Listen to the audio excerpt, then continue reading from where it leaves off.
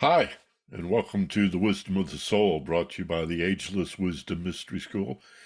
I'm Michael Benner, and today on Wisdom of the Soul, we're going to talk about what may be the cornerstone of Buddhist philosophy, and yet a concept that is really not found or discussed to any great degree in the other Eastern philosophies.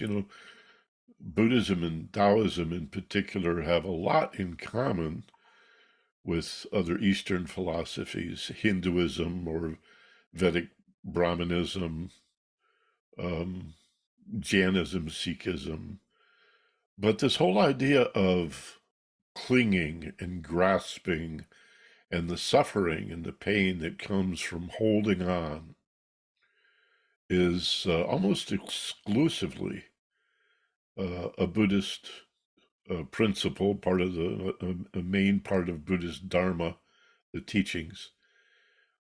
And so, as they say, oddly, almost exclusively a Buddhist philosophy, and yet really a cornerstone of the teachings of the Dharma. And what are we holding on to? What does it mean? Attachment. What are we attached to? Well, just about everything. We're holding on for dear life because essentially we suffer from the illusion that we're separate from everything. So if you're separate, if you're adrift, well, you want to hold on, you want something to hold on to, right? So we hold on to illusions and delusions of everything from who we are, our identity, to material objects. We love our stuff. And also places, locations, your alma mater, your loyalty to your college or your high school, your state where you were raised. There's no place like home, Dorothy said. We hold on to that, to our ethnicity, to our religions and our belief systems, to our emotions. People, places, things, thoughts, belief systems, emotional feelings. And we not only hold on to the positive that we want to retain and maintain, we even hold on to our aversions, that which we wish to avoid. How ironic that our pain and suffering in life is caused by holding on to our pain and suffering.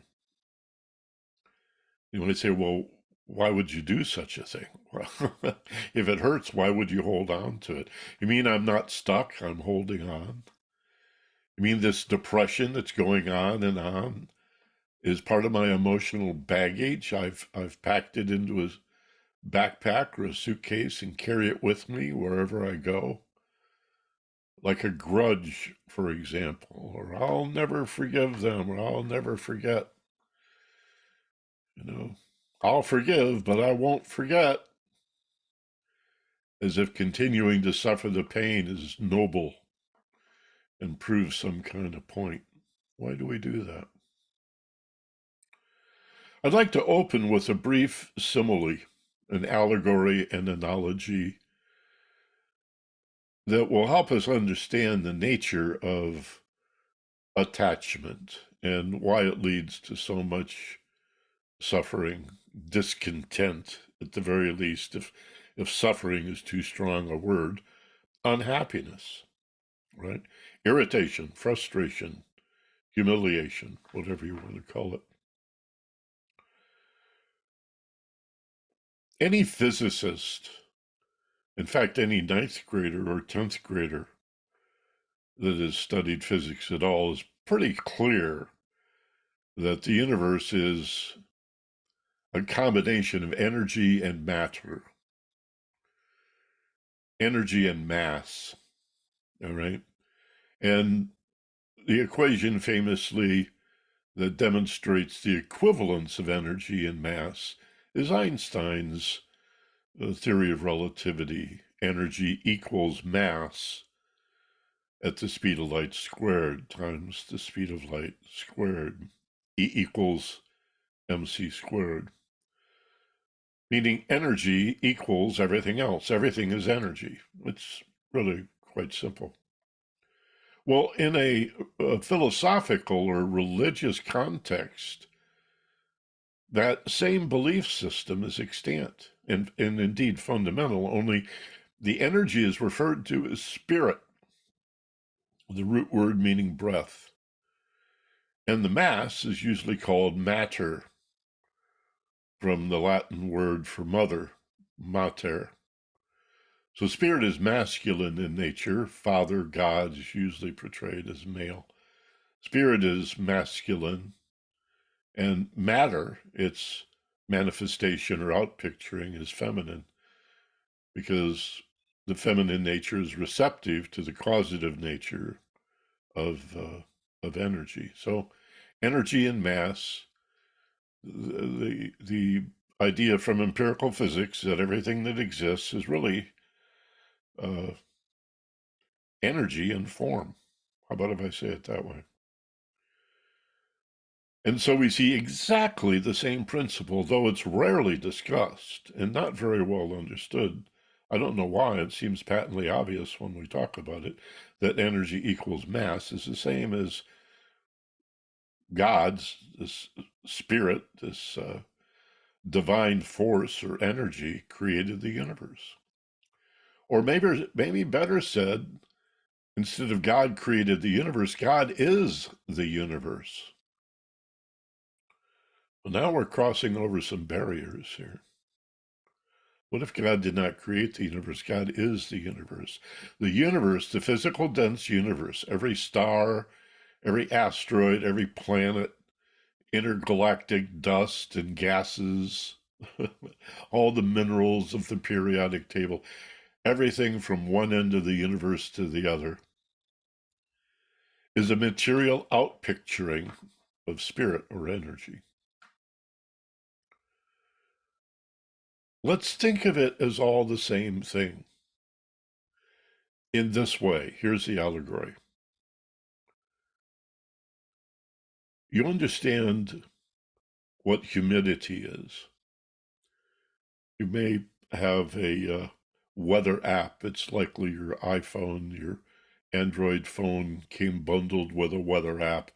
Even before that, you knew what humidity was. And it varies. There could be a high humidity. It's going to rain, and its humidity is 70, 80, 90%. Or you live in the South, in the southern Florida in the summertime, or Texas, and the humidity is 80, 90%. The air is just saturated with water vapor. All right. Or here in the desert, humidity is often very low, but there's still water in the air. Everywhere there is humidity. And the atmosphere, maybe a little or a lot, but the humidity, water vapor is everywhere. Water as a gas is one of three basic states.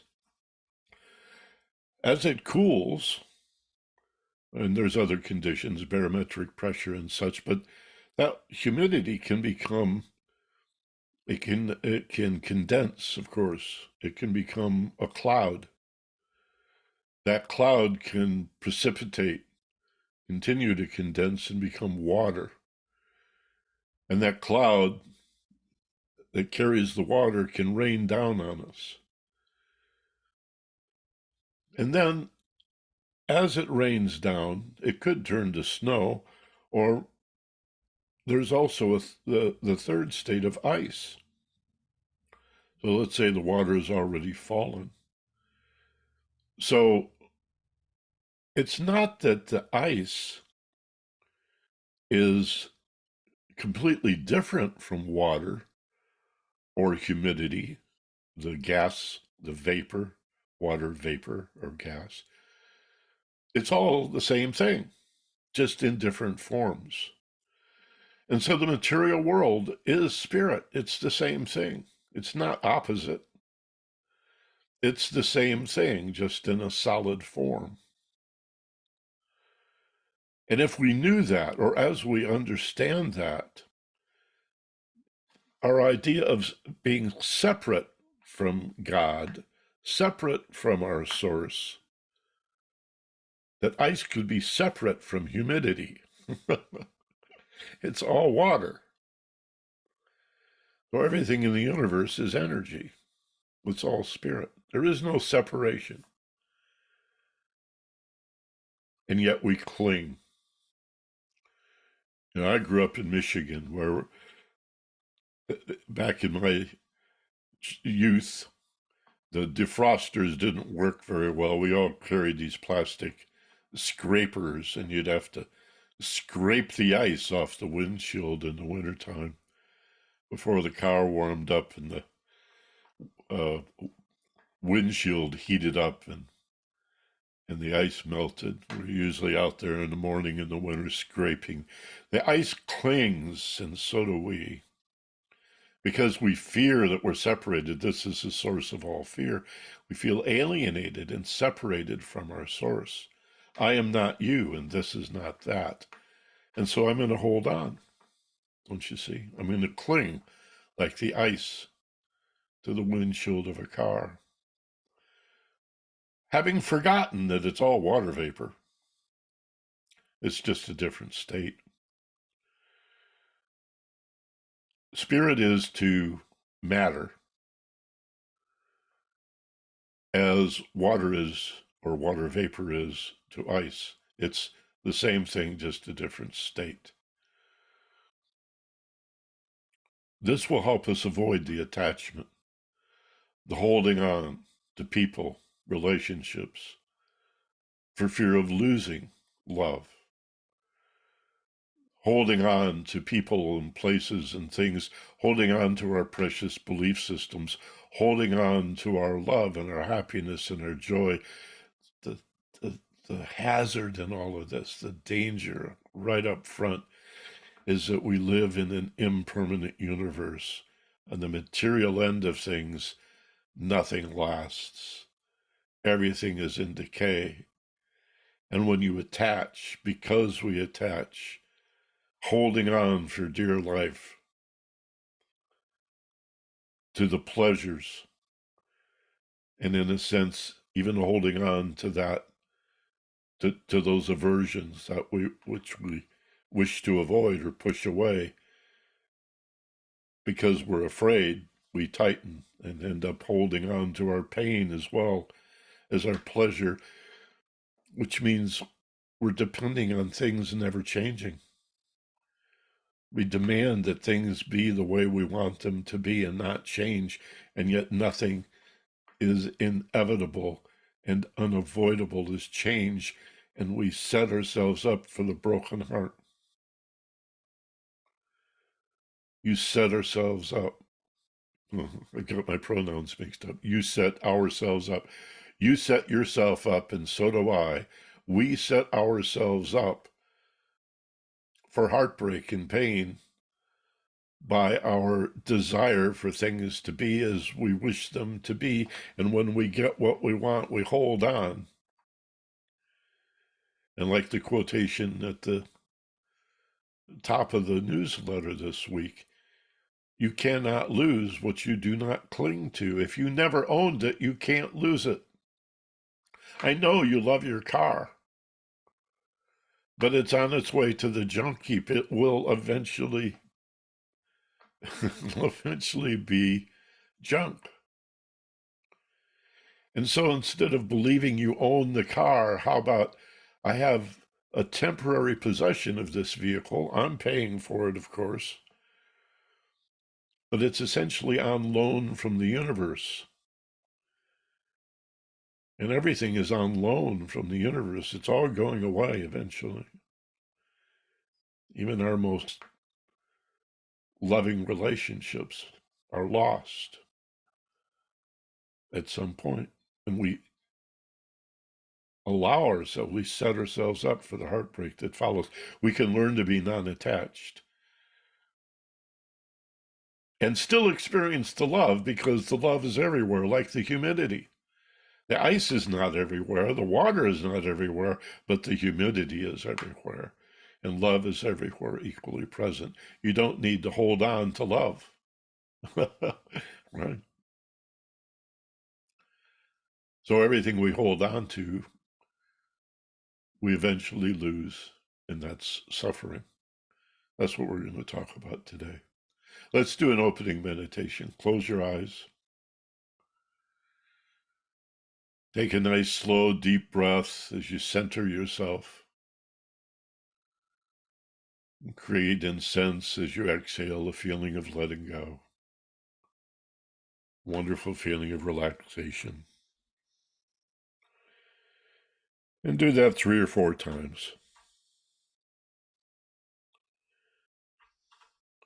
Breathing in strength and power as you inhale.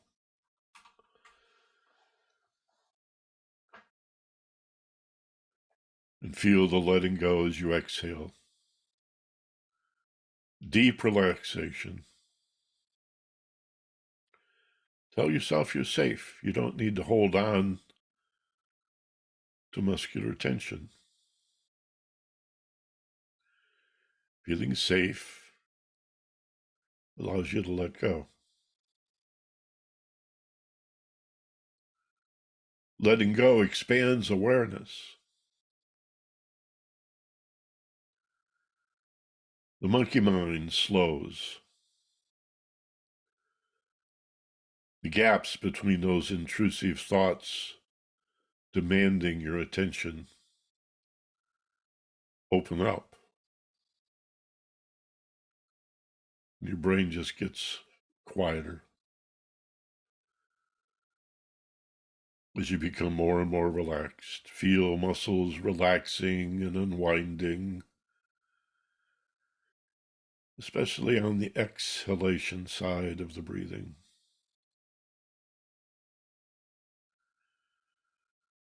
And then allow yourself to breathe normally and naturally. Let your body do that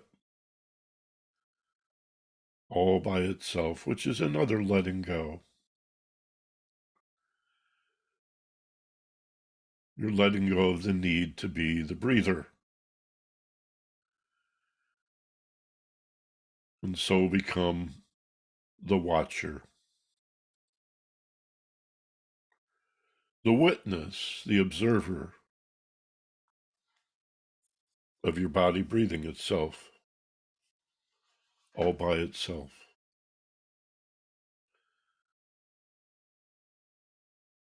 Let go and take a step back. And from a peaceful and quiet place, continuing to become more and more relaxed, you simply watch your body breathing. Breathing itself,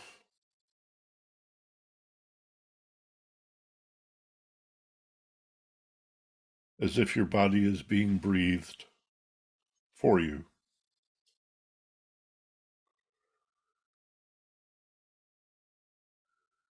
And consider how fantastic that is.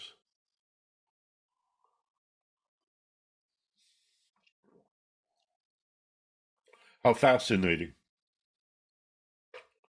How wondrous that you need not do anything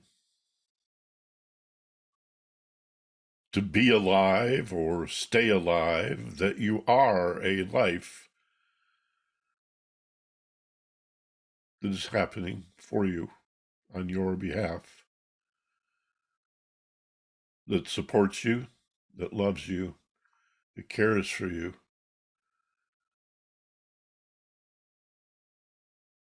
and conspires on your behalf. What if everything in your life, despite its appearance, was part of a grand conspiracy to heal you and grow you, to evolve you and refine you? whether it appears to be a reward or pleasant condition or painful, something you'd rather avoid. What if all of it is in our interest? If we would look for the lesson, look for the treasure, look for the opportunity,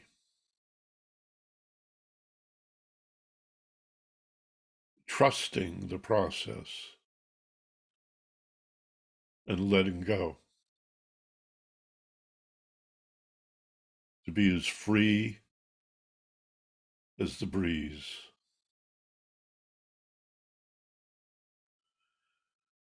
You hold on, you can't fly. You can't float. You can't rise up.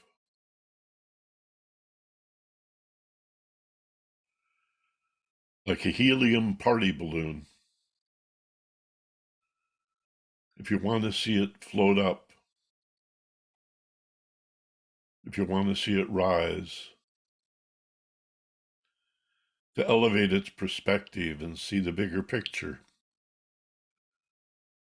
you've got to let go and trust life. Now already we can feel the tendency to hold on because that's scary.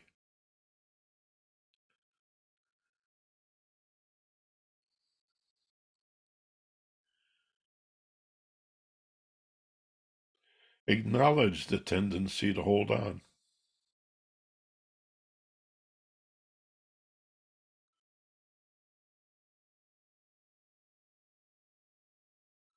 That's what we do when we're confused, uncertain,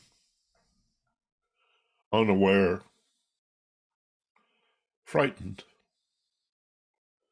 We hold on. Even surprise causes us to react automatically, autonomically with muscular tension. If someone angers you, they insult you or upset you, even if you have no intention to strike them, you may find your hands tightening into fists and your fingers curl under and the muscles tighten throughout your body. And your blood pressure goes up because all those capillaries are being squeezed. Those arteries and veins are being squeezed by all that holding on. And the blood pressure goes up and the pulse goes up and your brainwave frequencies go up. And we become upset.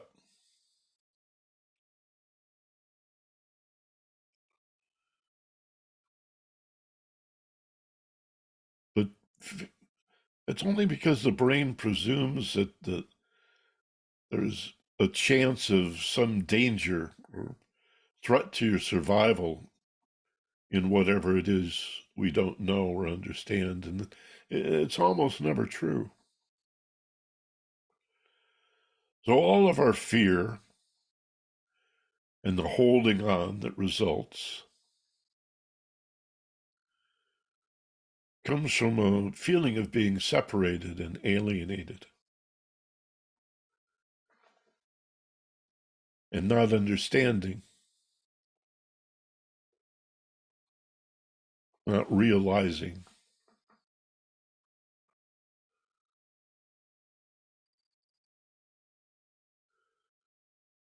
The antidote, of course, is to face the fear and let go, embrace the fear, bring it toward you, because it's just a feeling of not understanding. Whether dangerous or not, it's irrelevant.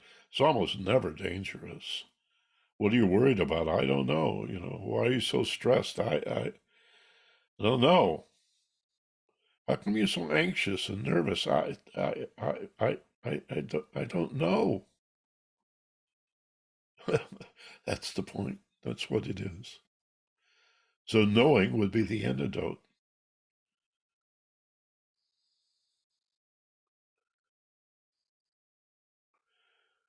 Fear is to be understood, not avoided. Let go. Face what you don't know. Embrace. Step forward into what you don't know about yourself, mostly. Yeah, some of it's what we don't know about the world, other people, what might happen next, no doubt about it, but much more fundamental than situational awareness is self-awareness. How much of our fear comes from not knowing ourselves? Know thyself. Oh, seems I heard that somewhere before. Know thyself. And then to thine own self be true. That sounds familiar too. To thine own self be true, for then as day follows night, thou canst not be false to any man.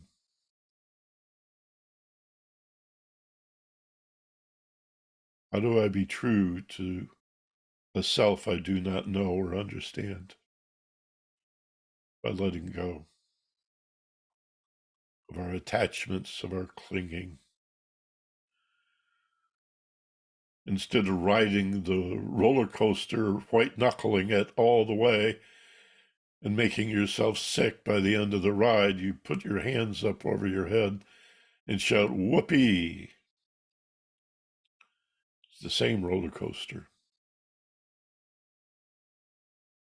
Just a matter of how you ride it.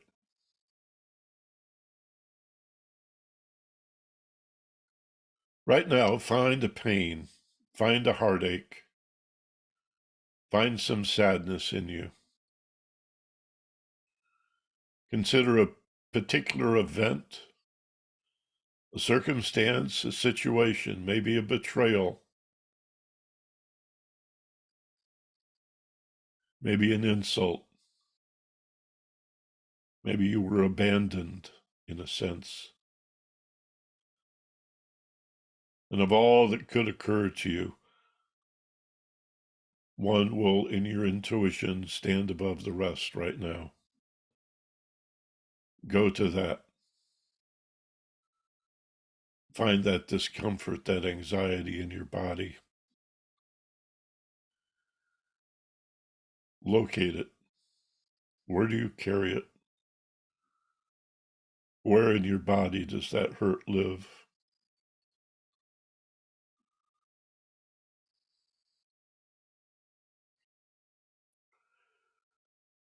Get a grip. Put your hands on it. Pluck it out of your body and set it on the ground and take one step back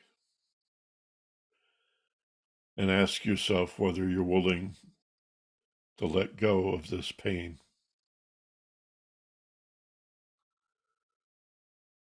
What would be scary about leaving it behind and walking away?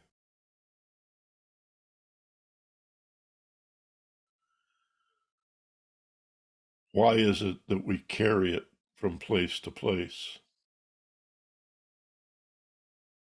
believing it's a part of us,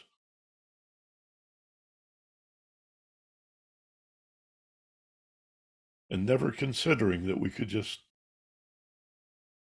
let go and put it down?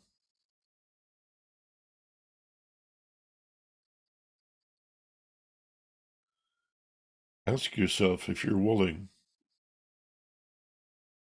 to walk away and leave behind right now this heartache.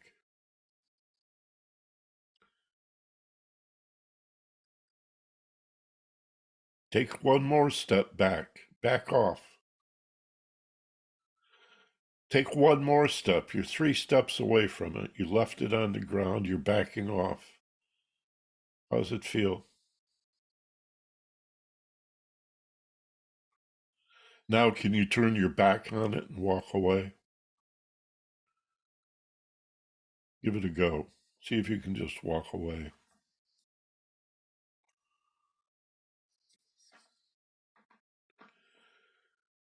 Do you miss it? Do you miss it already? Is it that familiar to you? Is it that important? Does part of you want to go back and pick it up again? Or can you just keep walking? Walk away. It's old news. Yesterday's newspaper. It's only good for lining bird cages. It's downstream.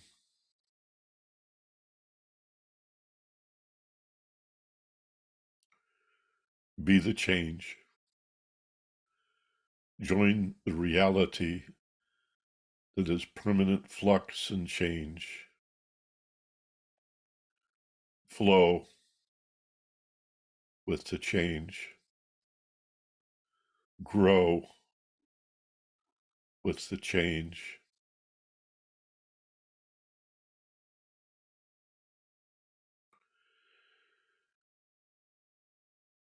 And consider that famous saying, no one ever steps in the same river twice, for it is not the same river, and we are not the same person.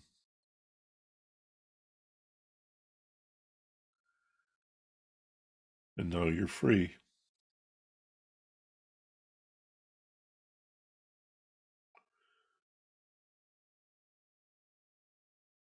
Now you're free to be.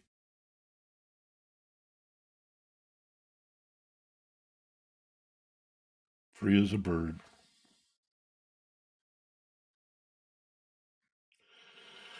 Free as a cloud, free as the humidity that is everywhere equally present.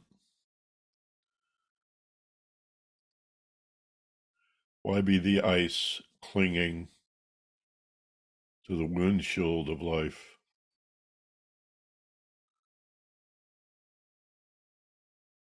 when you could be the cloud, the vapors, the gases everywhere equally present?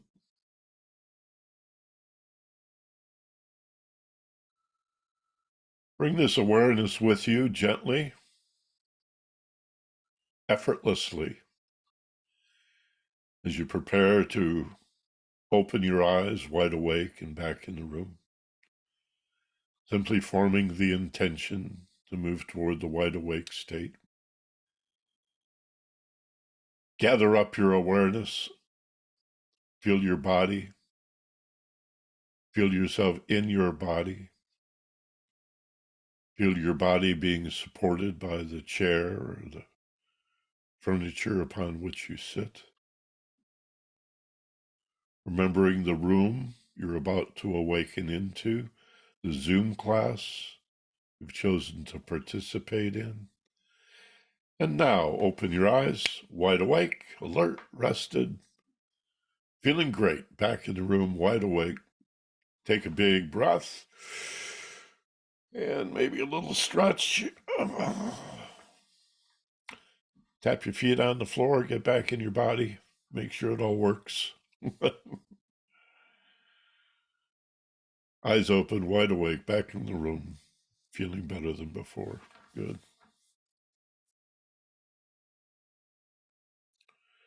So what is it we attach to?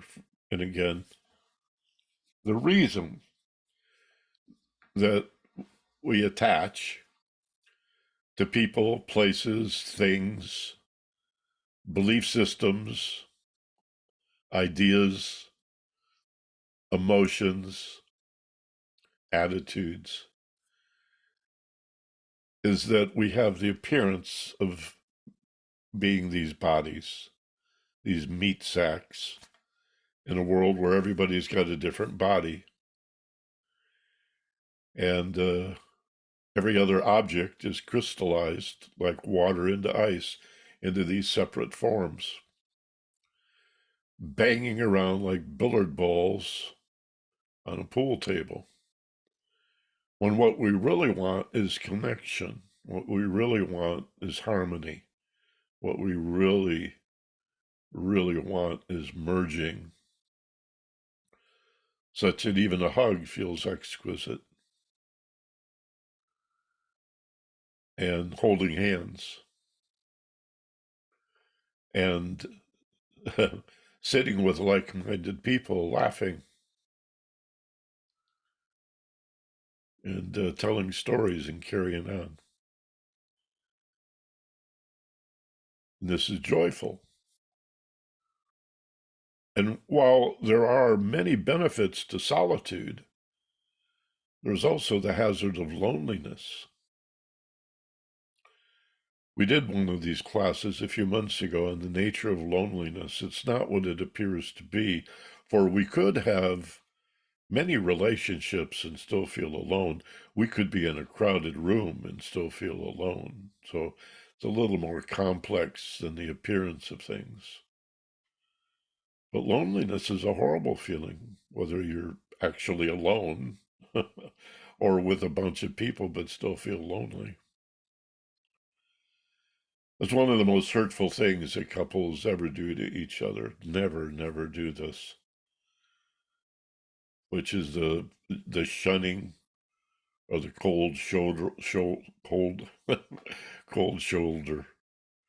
It's not easy to say 3 times fast. Cold shoulder, where you just don't speak to each other because you're so angry, and you're going to prove to the other one how disgusted you are by not speaking. Oh, that is so hurtful. Do not do that. If you don't know what to say and you're uncomfortable, say, I don't know what to say and I'm uncomfortable and I need some time to sort things out. But don't pretend the other person is not there. There's not a worse fear in the world than to feel alone and unloved and uncared for, alienated and separated. It's just the worst.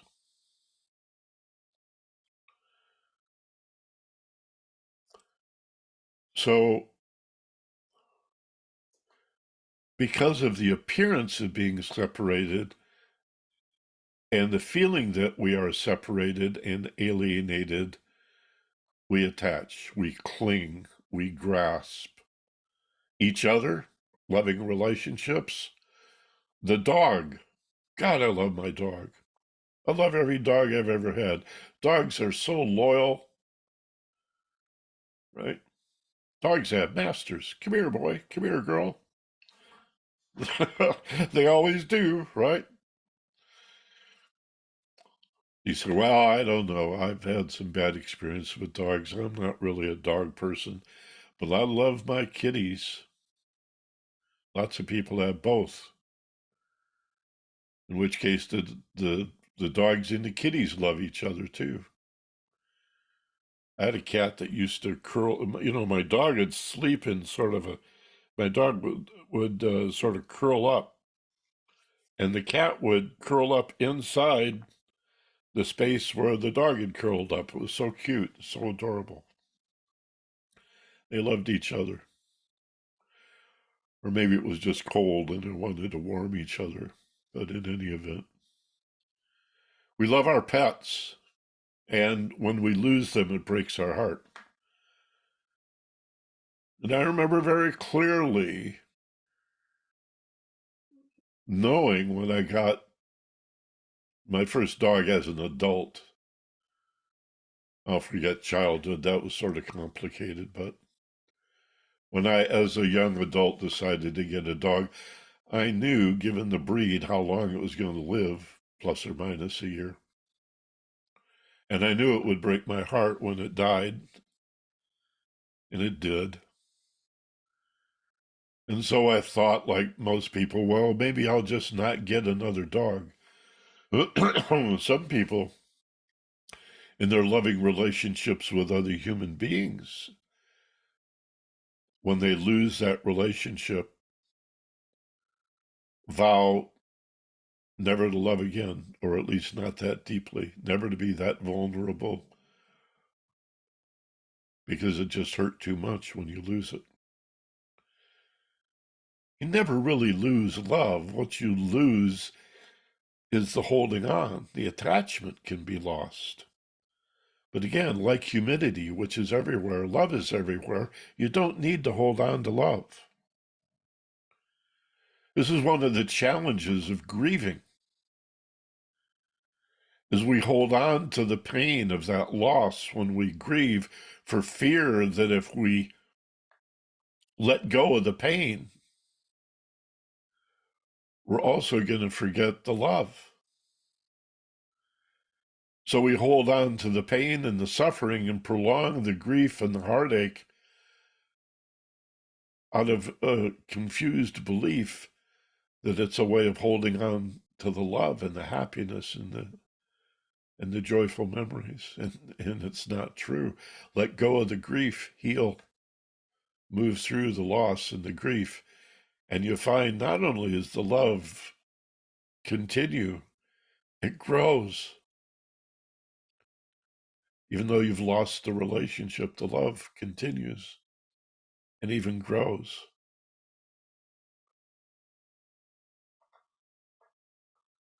So we don't need to hold on to love.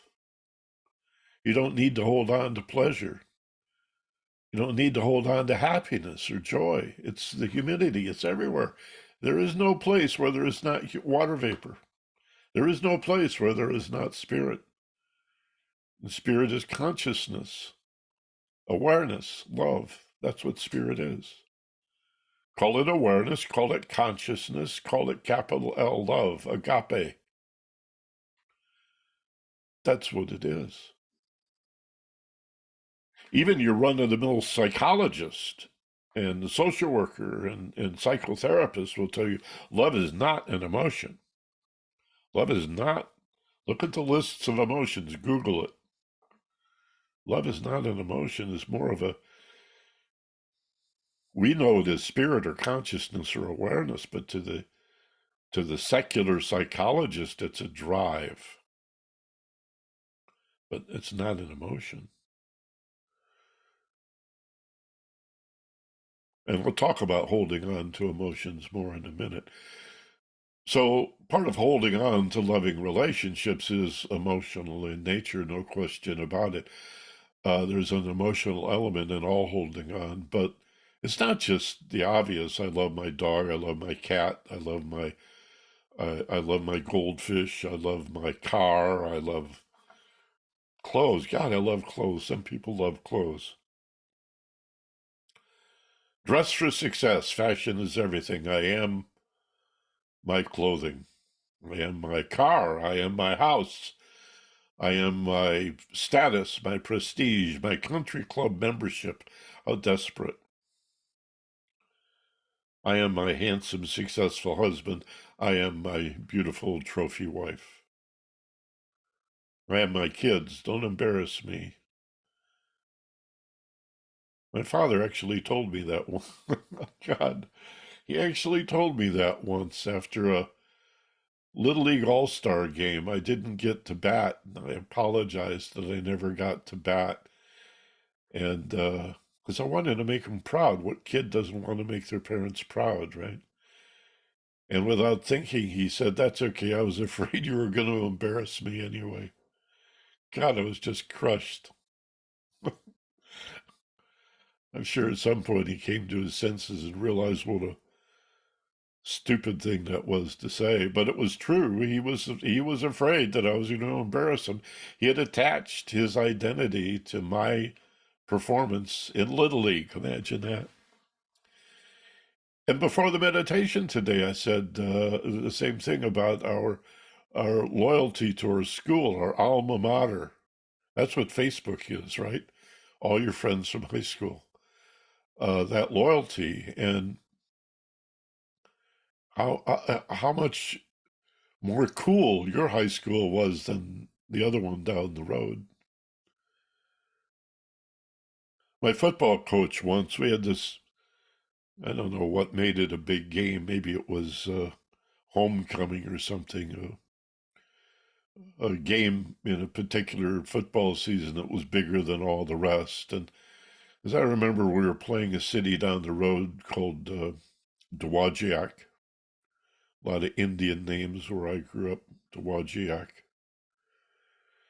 And in the middle of the night, 2 days before the game, my coach went out to our football field and with gasoline in the middle of the night burned a big letter D in the turf and then told everybody that kids from the rival school down the road had done that.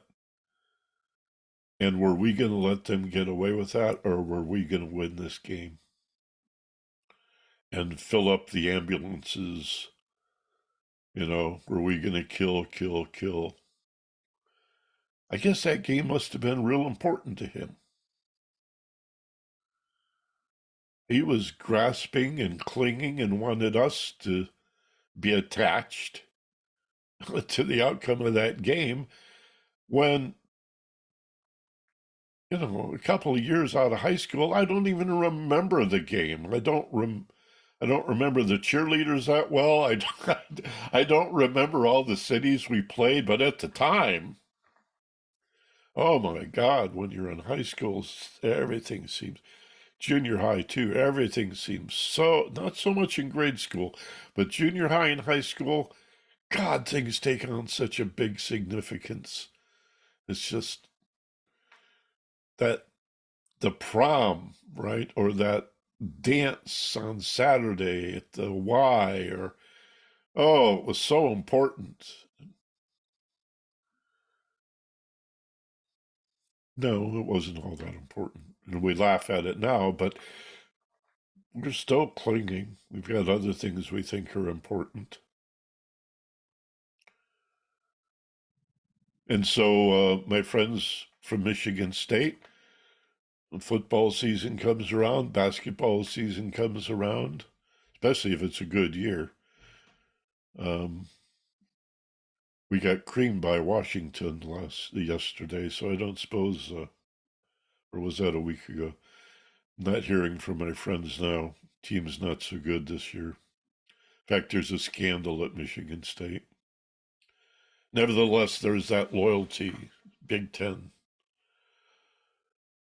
And nationalism and patriotism, USA, number one, USA, USA, better than all the rest. Really? What's wrong with go world, go team, go everybody in the world?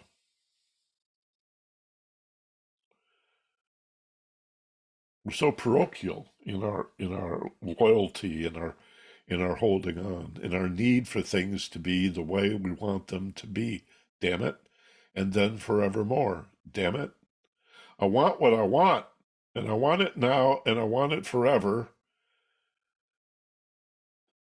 and I'm going to deny the reality of impermanence. And therefore, I'm going to set myself up again and again and again for the inevitable suffering that comes with impermanence. Oops, it broke. Oops, I really loved that thing. And it's getting old. It's beginning to decay. It doesn't work anymore. I can't get it fixed. They don't make them like they used to. It corrodes, it rusts, it rots. And eventually, all the stuff that we worked so hard to earn the money to buy, to acquire, to possess, to cherish, to cling to, we find ourselves dragging out to the dumpster on trash night. But that's okay, because there's more. Look, I do it too. I'm not above being uh, addicted. Is that too strong a word? To materialism. I love it. Consumerism. I love it. I got my stuff. I love it. But there's a middle way. The antidote to all of this is not to be detached. That's called the near enemy in Buddhist philosophy. The opposite of attachment is not to be detached. If you're detached, you don't care at all. You become apathetic, ambivalent, or even oblivious. You just don't care.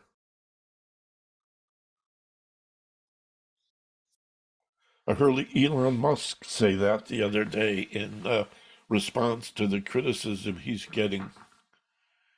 He said, I just don't care. I guess he thinks that makes him look strong. To me, it looked like an uncaring person. There's nothing virtuous about not caring, right? It's like that word pride, I think. There is such a thing as healthy pride, but excessive pride, not a good thing. It separates us again, creates more fear. A sense of superiority. I'm either afraid of being inferior or arrogant at being superior. Both have to do with fear.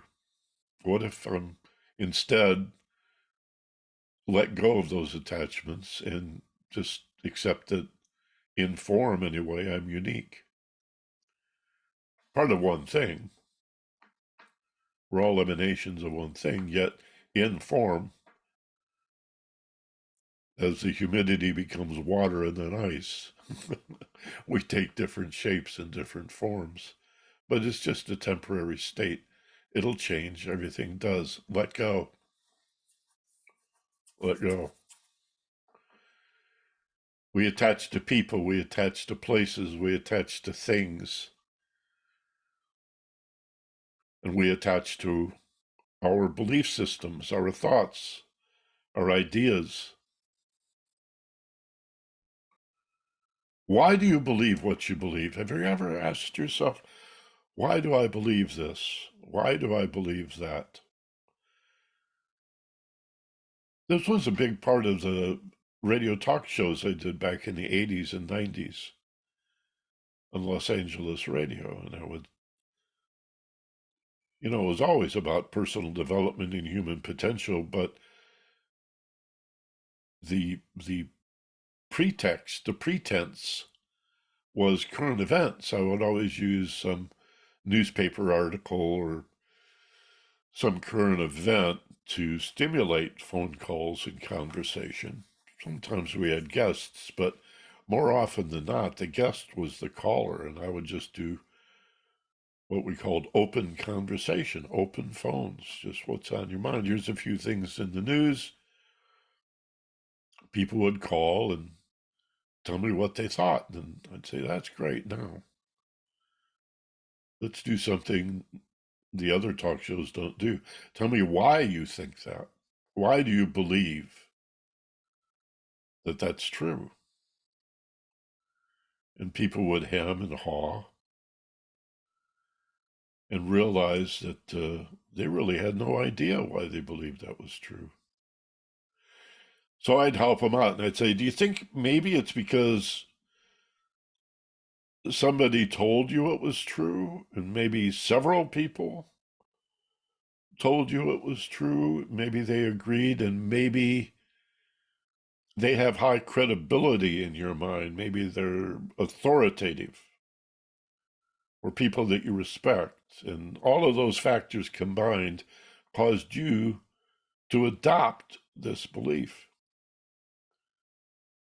But have you done your due diligence? Do you, in fact, know that it's true? And often as not, no, we don't. We have no idea why we believe. Maybe that's overstated. Maybe I should moderate that somewhat, but I'm going to say it out anyway.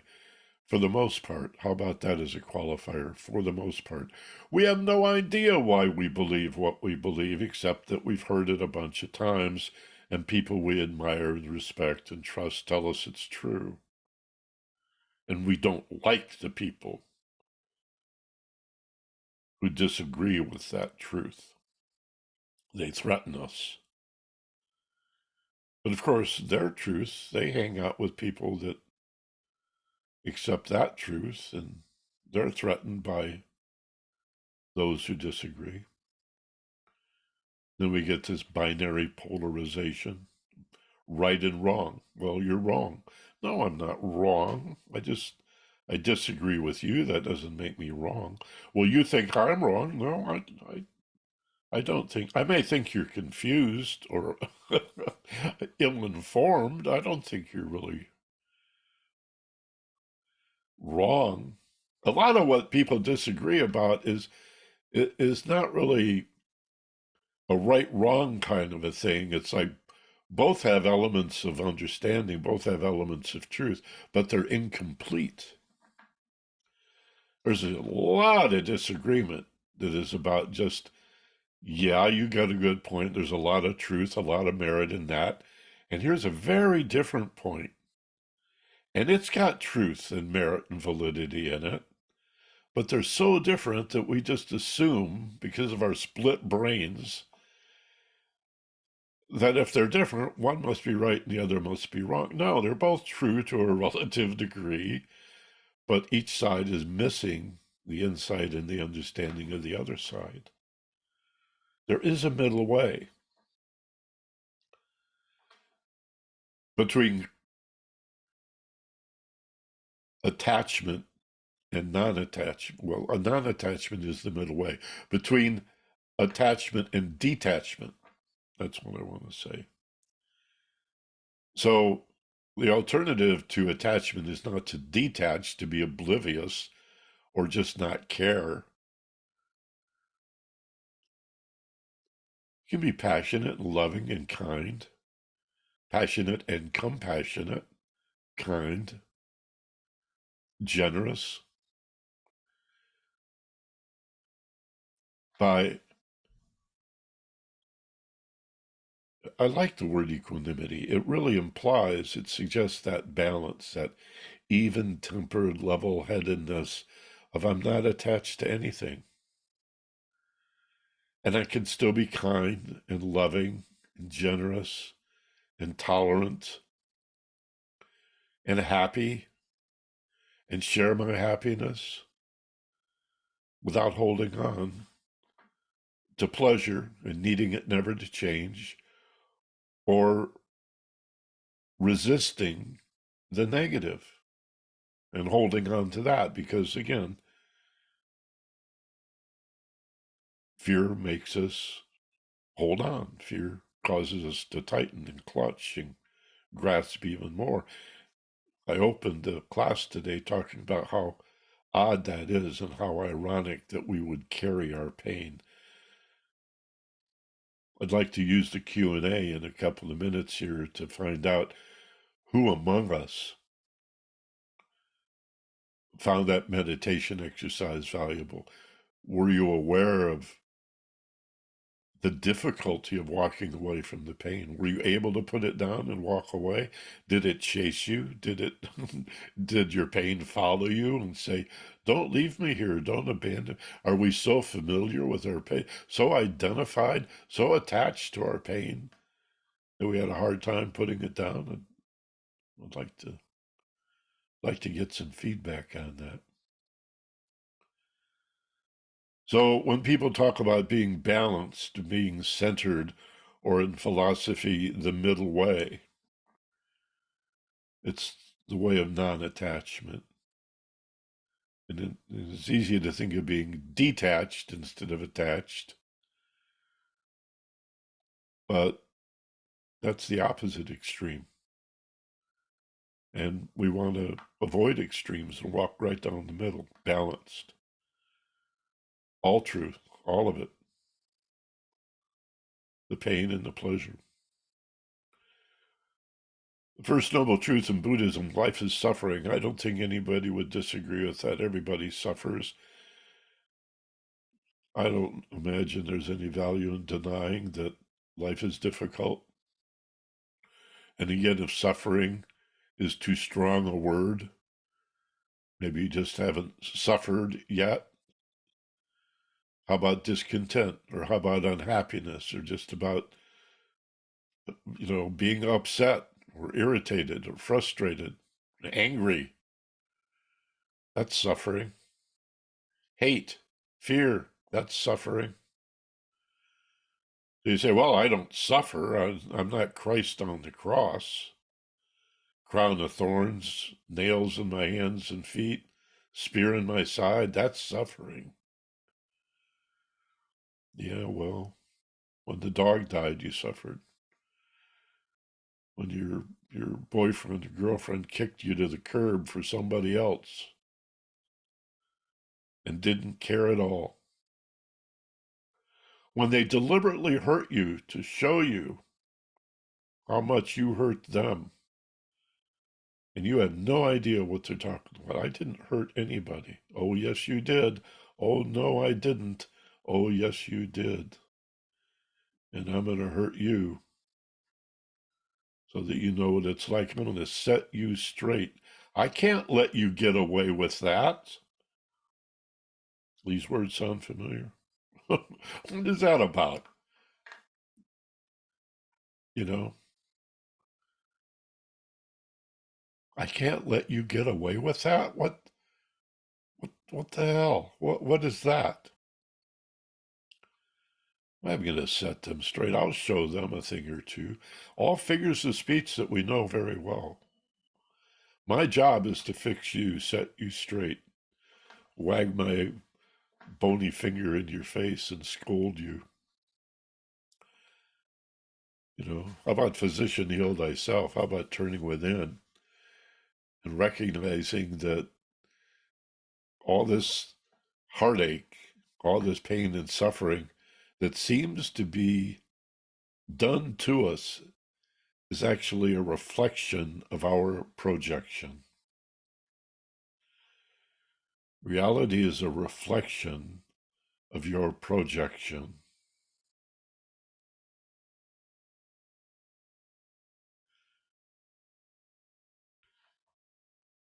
Have you ever seen someone who lives in a lot of clutter? That's a reflection of their thinking and their emotional nature. And I don't want to overstate that. I like the lived-in look myself. I have, I have what some people might say is clutter.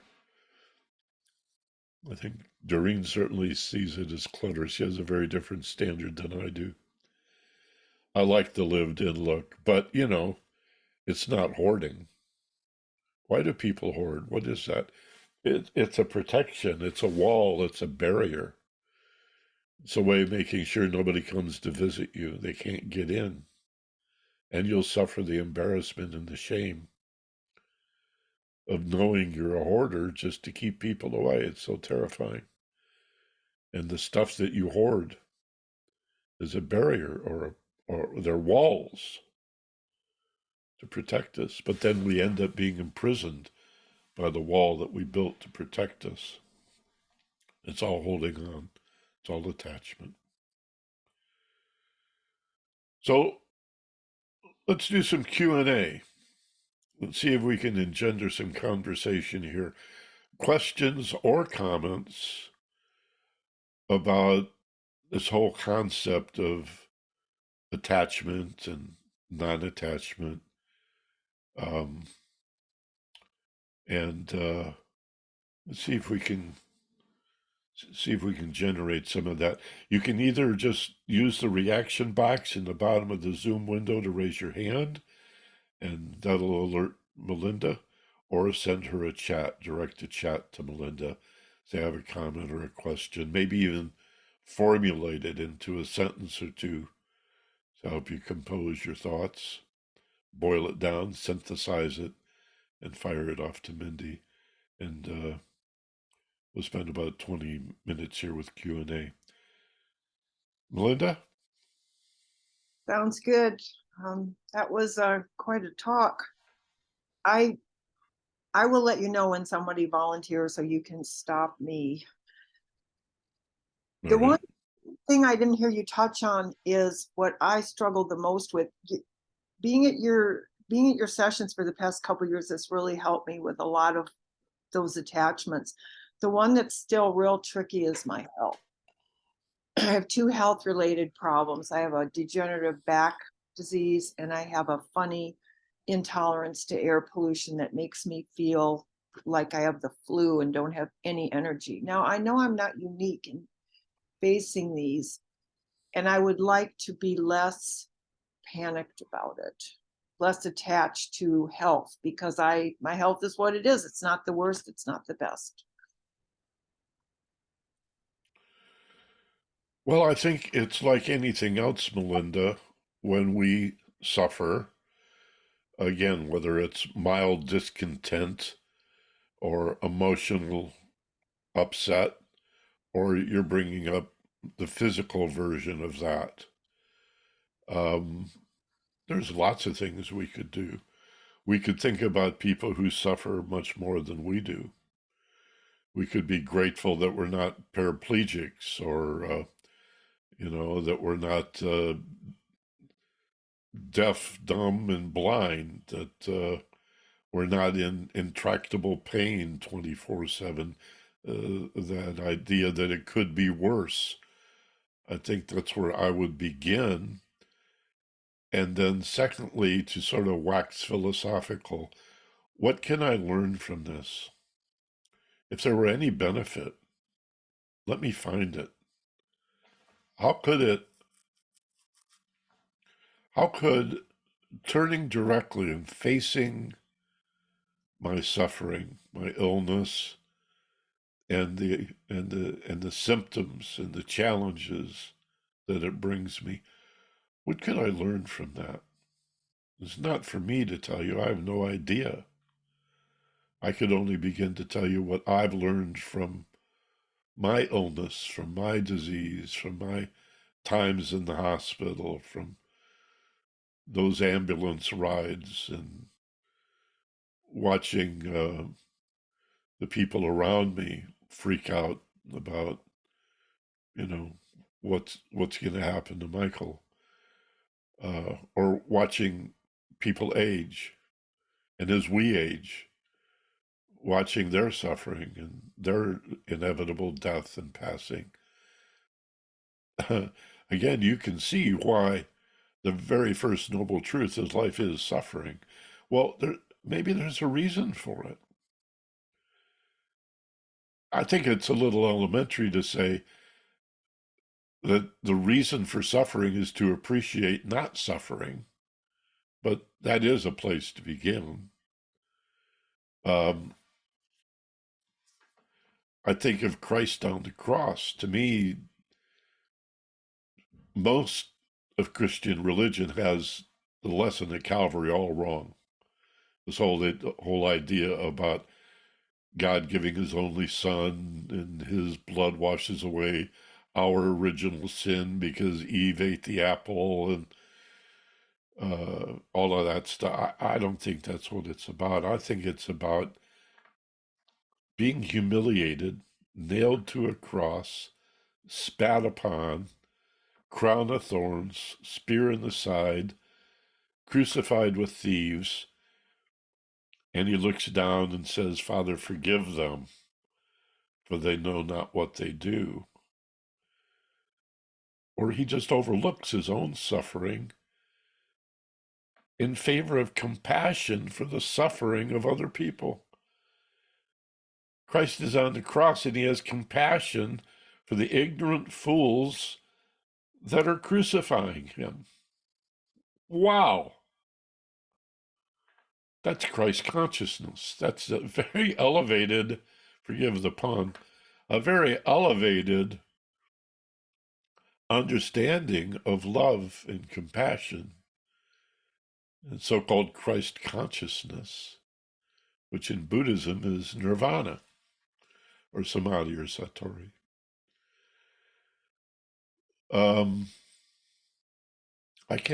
I can't speak directly to that, Melinda, only that it is for us to, whatever the nature of our suffering, to examine it and to understand it.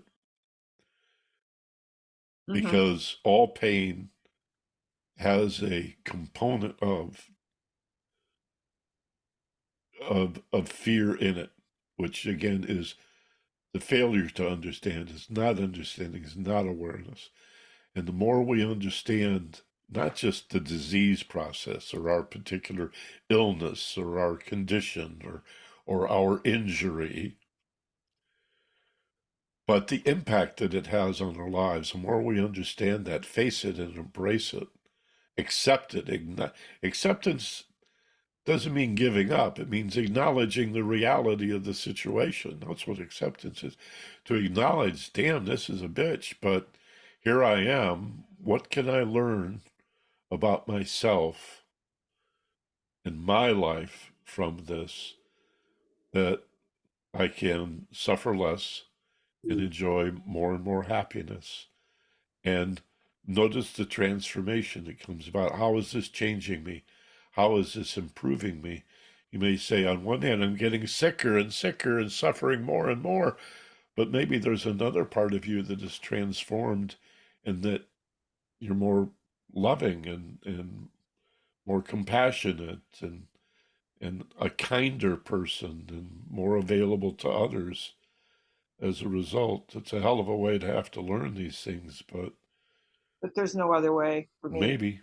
maybe. It hasn't been it. So what you said is profoundly helpful and true. We have two hands raised. Thank you for that one.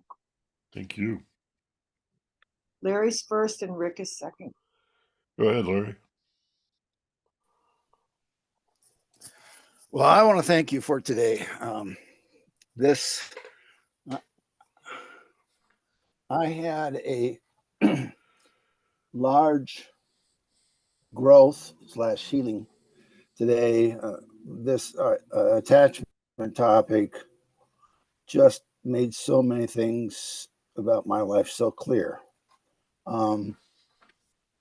The problems of my early childhood and how I've been carrying that along all along, and my need to compensate for that.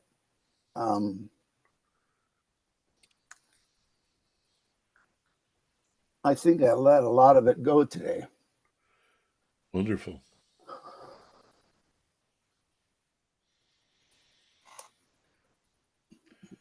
Remember to breathe. So that's all I have to say. All right, breathe. Remember to breathe. This is a good time for some slow, deep breathing. That's what letting go is about. It involves the remembering to breathe through this, because not breathing is a kind of a holding on to, right? So breathe through that, and thank you for that. I'm very, very happy to hear that. Nice feedback. And who else? Rick. Melinda, who else is next? Hi. Yeah. Go ahead. Michael? Yes. Hi, it's Rick. I'm unfortunately driving, so I can't be on camera today, but I didn't want to miss today's talk, which I really appreciate. I wanted to share the feedback that you requested about the exercise. And what's so interesting is that in the context of that, I became so much more aware of where the pull and the magnetism of that is. And I was fine with putting it down. I was even fine with looking at it and taking a 1, 2, and 3 steps back. It's when I turned my back on it and tried to walk away is where the bottom fell out, literally.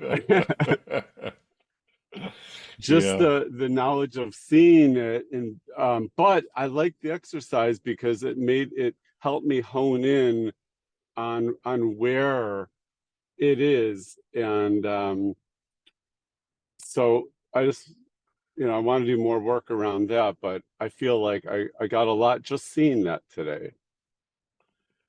good. Wonderful. I mean, this stuff is a process. These principles in Buddhism, there's a sutra, a story told by Buddha himself about the Dharma or the teachings, these principles of Buddhist philosophy being very much like a raft. And you don't cling to the raft if you're using it to get from one side of the lake to the other or one side of the river to the other. The raft is just meant to carry you to the other side. And then you let go of it as you come to the other side. It was just a tool, it's a process. So he also talks in the same sutra about the Dharma being like a snake, that it's, again, Dharma meaning the teachings or the principles, that it's all how you handle it. You don't want to grab a snake by the tail. You want to grab it right behind the head. And so too with these teachings, these principles are not to be held on. You don't hold on to the Dharma. You don't hold, or if you do, initially, you hold it in the right place, like the snake. And maybe you hold on to the raft, but only until you get to the other side, and then you let go of that too. And so these principles are to be incorporated, not merely memorized. And initially, we have to, I guess, memorize or understand, cogitate, realize the meaning, but more importantly, we have to incorporate them into our lives as a living, breathing way of being. And that's the Michael, challenge.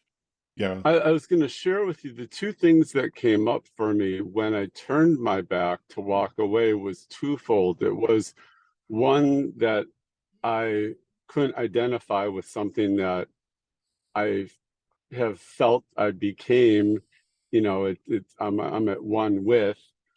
But the other side of that is that what I turned my back on, I felt that I was letting, and my situation, so I'm not going to go into the details of it, but I felt like I was abandoning someone who needed help. So it's that dual struggle there for me to not be it and identify as it, but also to let go of me not being part of it, but also the person who I want to help. So that's the other part of it I wanted to share. That's why it was such an amazing exercise. It just brought up so much awareness. Again, this is why detachment is called the near enemy, because it looks like the solution or the antidote to attachment, but in fact, it's abandonment or oblivion or lack of responsibility.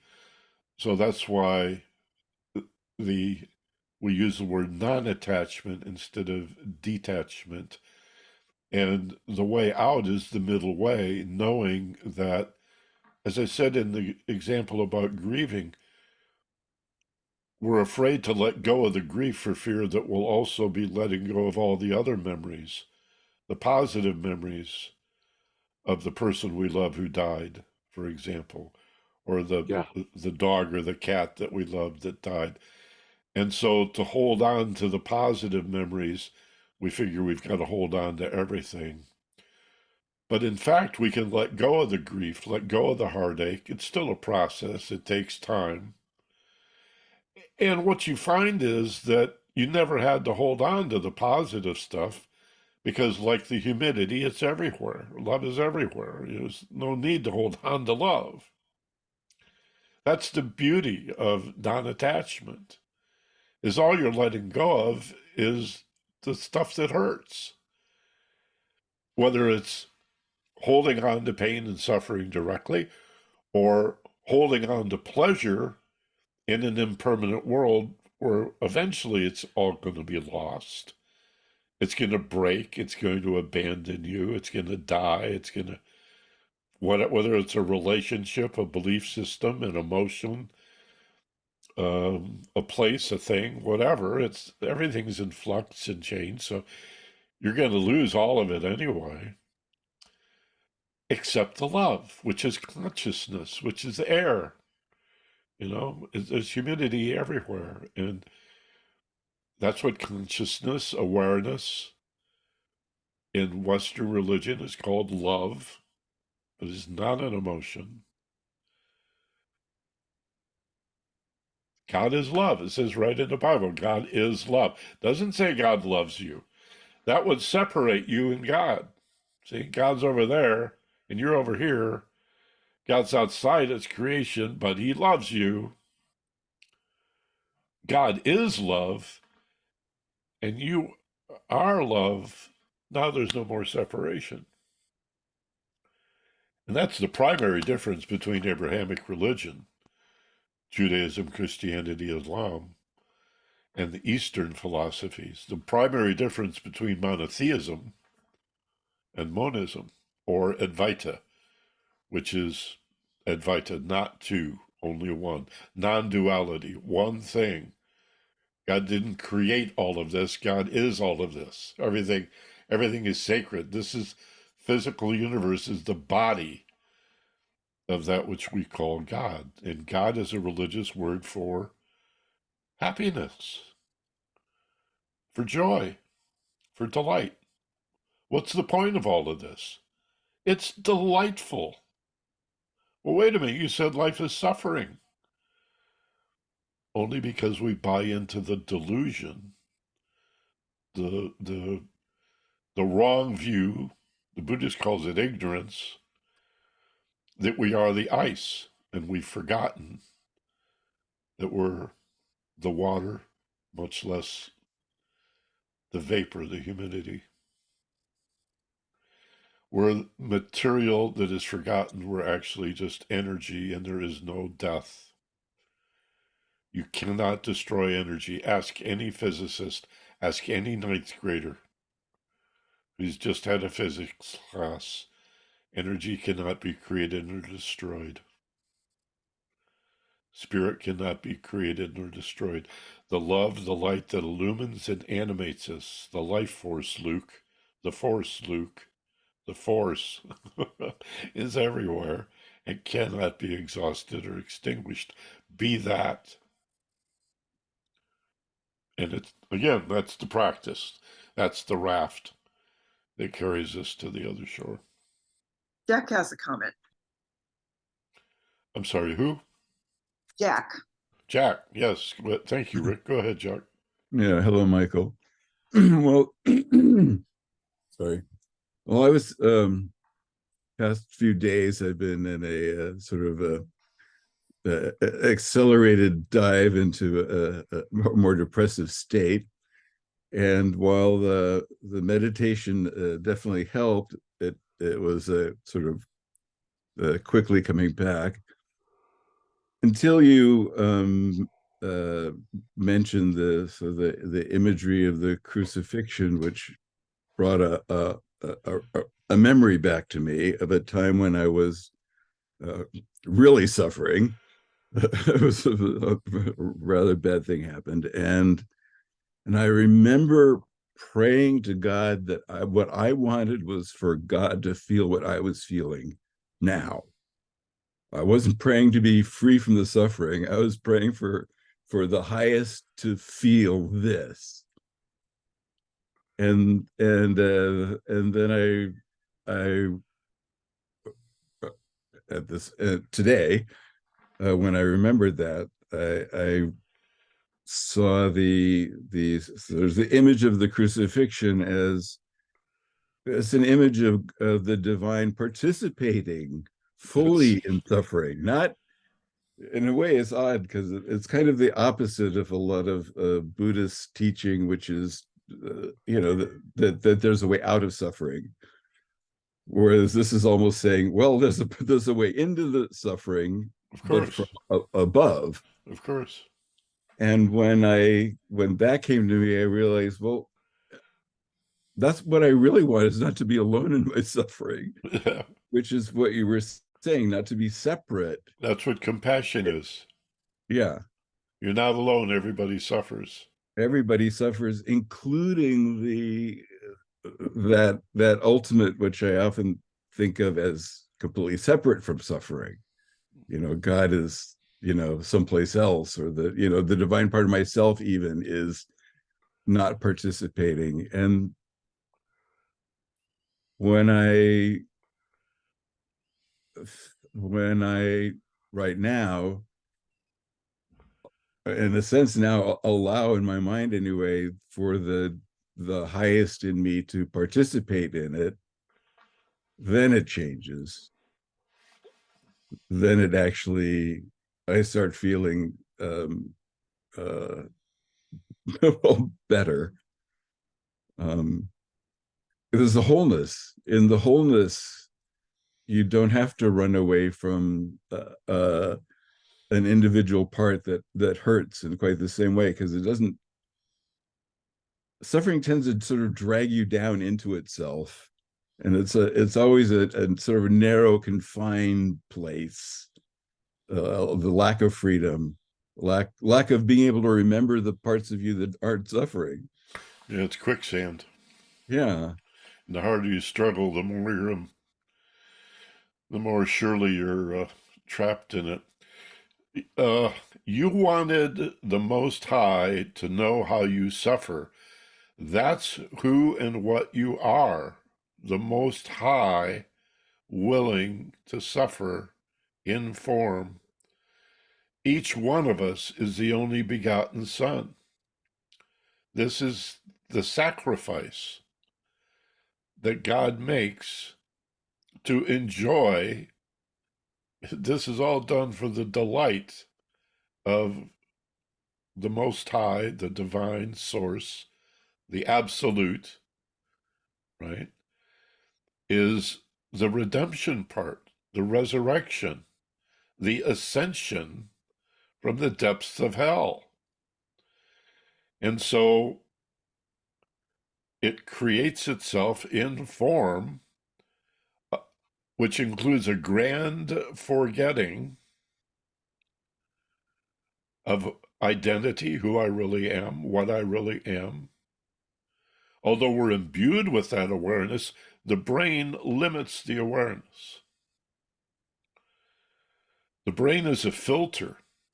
That's obvious when you do a psychedelic, and the filter is opened by the psychedelic, and it's like, whoa. I mean, the psychedelic will scramble your thoughts, and you're certainly insane on the psychedelic in a mental and emotional way.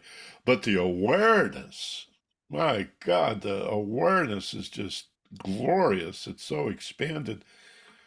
And so you understand, as you get straight again, as you come down off the psychedelic, that the brain is a filter.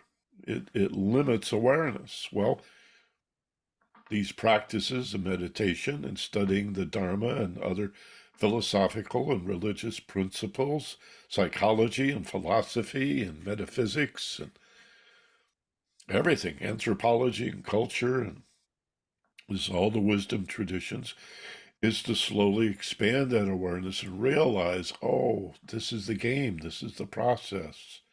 Don't take it so seriously, right? Accept what you cannot change, change what you can, and go with the flow. So obviously the Absolute knows how you suffer, John, because that's who and what you are. That's your reason for being. And the delight that the One feels because again, we're not separate, is in your realization, your gradual unfolding. It's like watching your children grow. And as a little aside here, because we're really all out of time, so let me just ask you quickly.